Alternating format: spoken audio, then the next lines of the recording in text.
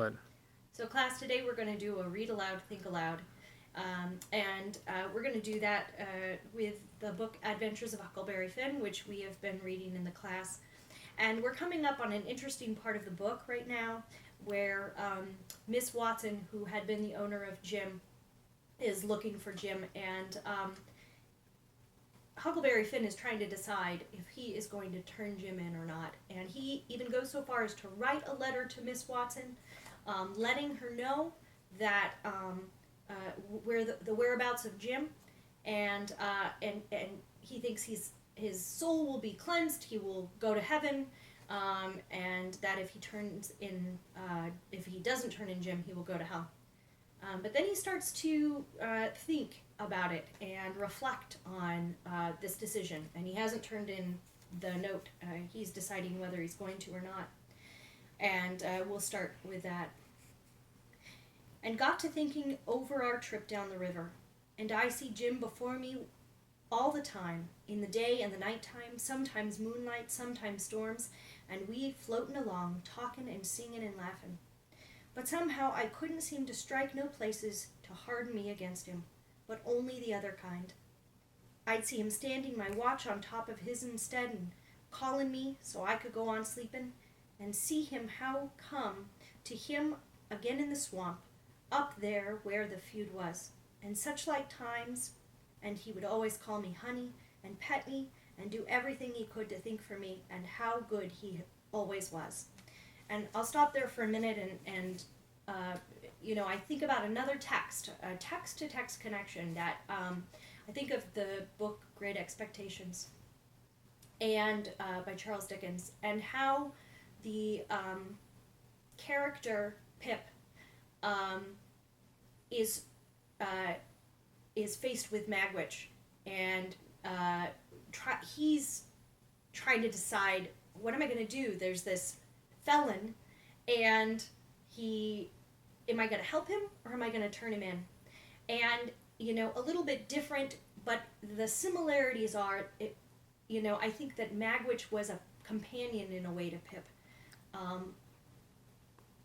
Spoke to a different part of Pip than anyone else really spoke to or understood in his young life, and I think that that's part of that connection that appeals to the heart and your conscience.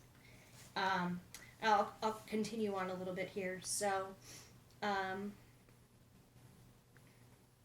And I was struck the time I saved him by telling the men we had smallpox aboard, and he was so grateful, and said I was the best friend old Jim had in the world, and the only one he's got now. And then I happened to look around and see that paper.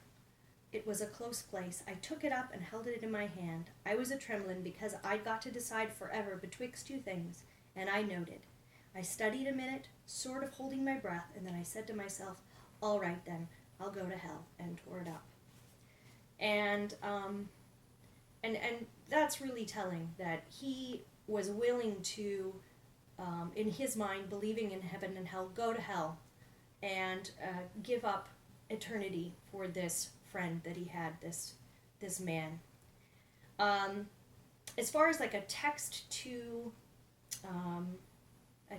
self connection, I think about a time in which I came across as a young girl a letter at school of someone that, if I had given this over to the popular girls, I would have really fit in with them, and been a part of their crowd, and I was desperate to fit in, and it was trying to make the decision of what am I going to do? Am I going to take the moral high ground or not? And I did decide to not turn in the paper.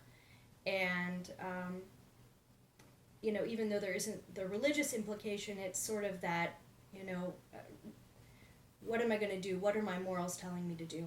And as far as the text to world connection, I think of during World War II, when so many people were following Hitler and doing what he said and believing what he said.